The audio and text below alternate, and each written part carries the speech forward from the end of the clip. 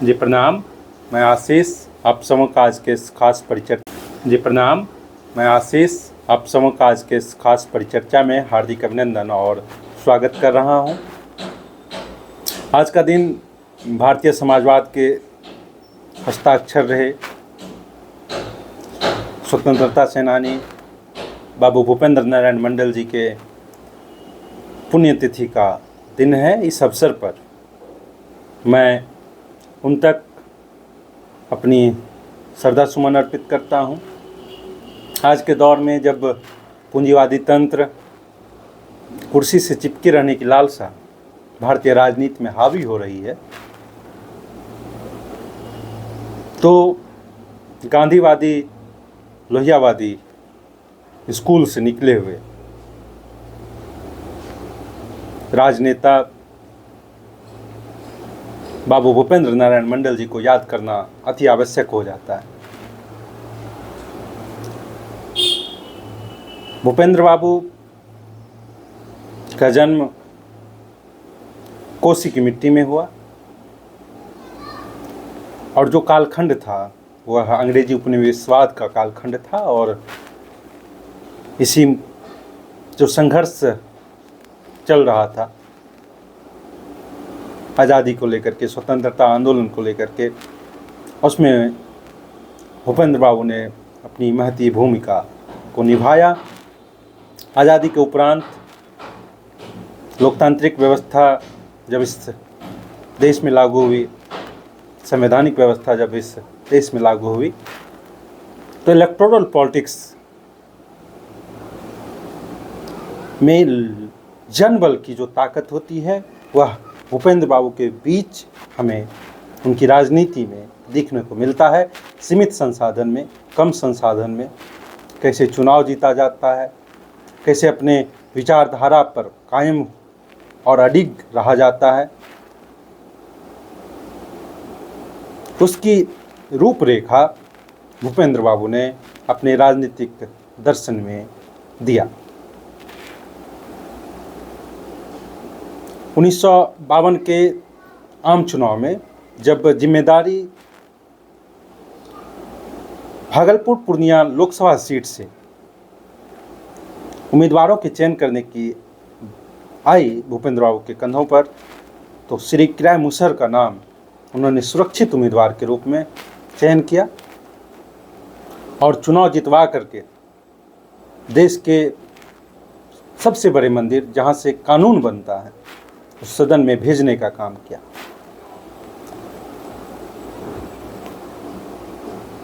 आप वह दृश्य देख पाएंगे, अनुभव कर पाएंगे, जहां बराबरी की कुर्सी पर पंडित नेहरू बैठे हों, दरभंगा महाराज बैठे हों और हल चलाने वाला श्री किराय मुसहर बैठा हो, और यह कायम हुआ भूपेंद्र बाबू के जनबल के ताकत की बदौलत। यही तो सामाजिक न्याय है जिसकी धुरी को उन्होंने सदैव मजबूत करने का काम किया। शोषितों के लिए, वंचितों के लिए, किसानों के लिए, सर्वहारा के लिए जो भाषाई लड़ाई थी उसको लड़ा, जो अफर्मेटिव एक्शन की लड़ाई थी, जहाँ पर कि पिछड़ी जातियों को आरक्षण मिले, संसो पाने बांधी गांठ पिछड़ा पावे 100 में 60 की जो मुहिम थी उसको मजबूत किया। संयुक्त सोशलिस्ट पार्टी एक नारा लगाया करती थी, एक आंदोलन का रूपरेखा इस देश को दिया, जहाँ से कि पिछड़ा वर्ग को आरक्षण मिला।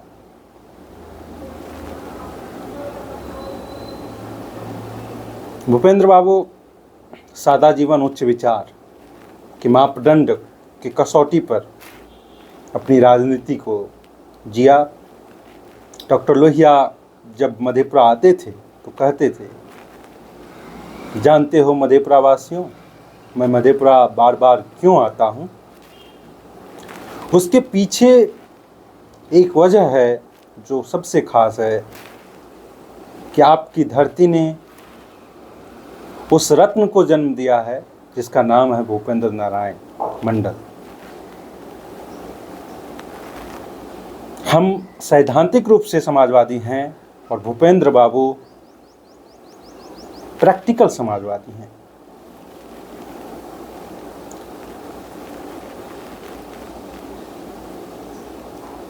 प्रथम आम चुनाव में जब पूरे प्रदेश में, बिहार में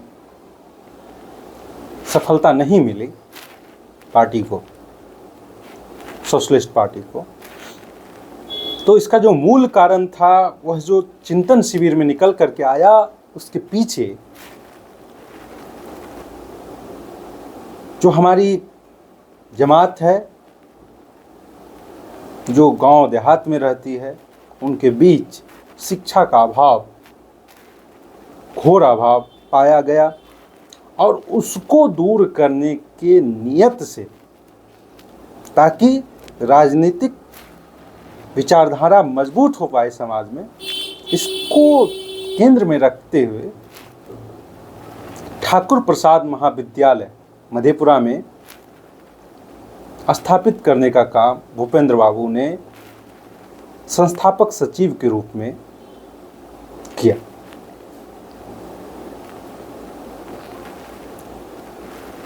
बहुत कम अवसर होता है, मिला है लोगों को, राजनेताओं को, कि तीन तीन हाउस में, तीन तीन सदन का प्रतिनिधित्व करने का अवसर मिला हो।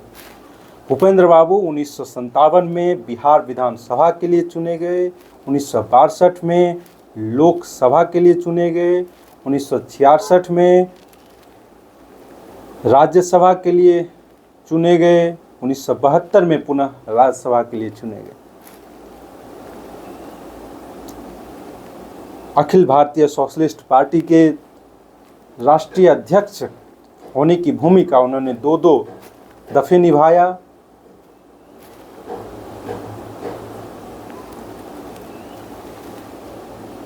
सीमित संसाधन में बैलगाड़ी से अपने लोगों के बदौलत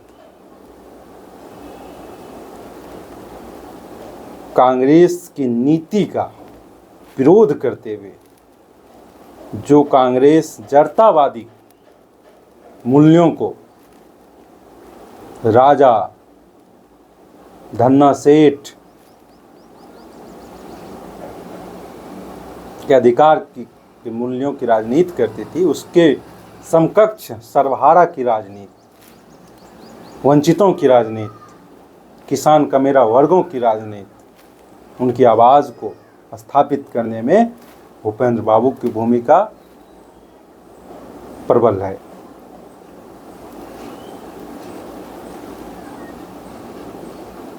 उन्नीस के आम चुनाव के बाद जो तिकरमबाजी कांग्रेस ने खेला, joint killer of Indian politics का खिताब दिया गया 1962 के आम चुनाव के बाद, सहरसा लोकसभा से चुनाव जीतने के बाद। क्यों? क्योंकि तत्कालीन कांग्रेस के बड़े नेता थे ललित नारायण मिश्र साहब, उनको चुनाव में हराया अपने जनबल के बदौलत। लेकिन सामंतवादी कांग्रेस को यह चीज़ बर्दाश्त नहीं हुई और चुनाव के परिणाम को, चुनाव को सेटिसाइड करवा दिया गया। 1964 के आम चुनाव में भी भूपेंद्र बाबू चुनाव जीत चुके थे, लेकिन तत्कालीन डीएम के द्वारा, डिस्ट्रिक्ट मजिस्ट्रेट के द्वारा चुनाव परिणाम को पलट दिए जाने के कारण जबरदस्ती चुनाव हरवा दिया गया। तो राजनारायण बड़े समाजवादी थे। उन्होंने तत्कालीन डीएम से कहा कि मन तो ऐसा होता है कि खींच करके सीधा कर दें, क्या तुम जवाब दे पाओगे अगर जनता के बीच में तुमको लेकर के चले जाएं? तुमने संत आदमी को चुनाव हरवा दिया।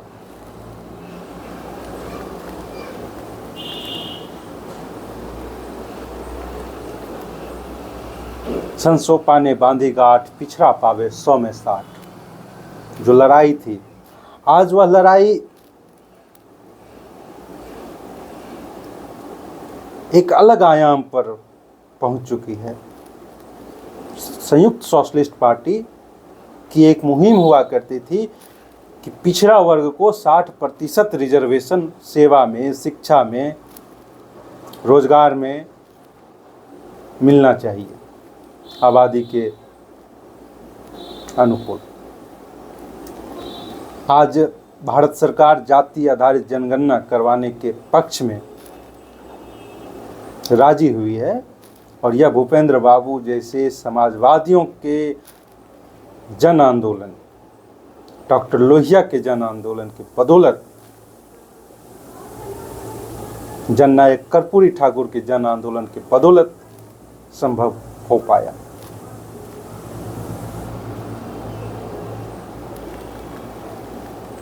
प्रथम आम चुनाव में जब जो त्याग करने की भावना है वह आप देखिए, प्रथम आम चुनाव 1952 का जब हो रहा था, सबसे बड़ा नाम जो भागलपुर के इलाका में पूर्णिया संसदीय क्षेत्र से सामान्य सीट को लेकर के था, सोशलिस्ट पार्टी की तरफ से भूपेंद्र बाबू का नाम था। लेकिन जेबी कृपलानी साहब जो बड़े कद्दावर नेता थे, 1917 से चंपारण सत्याग्रह के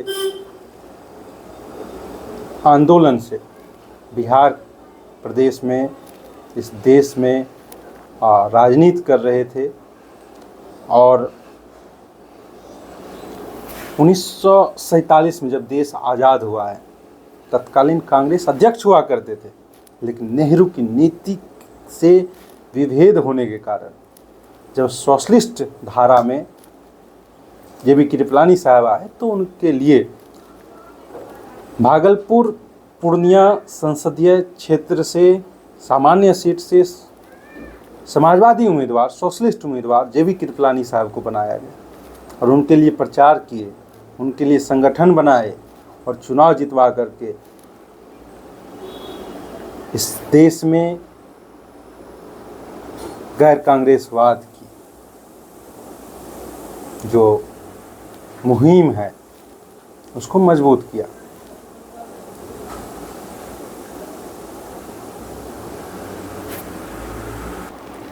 एक कहानी है जो उनसे जुड़ा, उनके जीवन से जुड़ा हुआ है। चुनाव प्रचार में थे तो कार्यकर्ताओं के घर पर ठहरने की व्यवस्था हुई, खाने की व्यवस्था हुई थी। तो जब खाने के लिए आंगन में निमंत्रण दिया गया कि चलिए खाना खा लीजिए, तो बोले कि यहाँ हम अपने गरिमान को नहीं देखते हैं। तो कार्यकर्ताओं ने कहा कि गरिमान द्वार पर खा लेते। तो उन्होंने कहा कि आए हो, गाड़ी पर चले घड़ी गरिमान आगा आगा और खाए घड़ी पछा पछा, ई तो बेजा बात नहीं भेले। फिर गरिमान को भी अपने साथ लाए, उनके लिए भी पंगत में व्यवस्था किया गया और साथ में खाना खाए। इस तरह की सोच भूपेंद्र बाबू का रहा, जो समाज के हित में अगर उनकी सोच को लाया जाए तो समाज में जो बिखराव है उसको हद तक कम किया जा सकता है।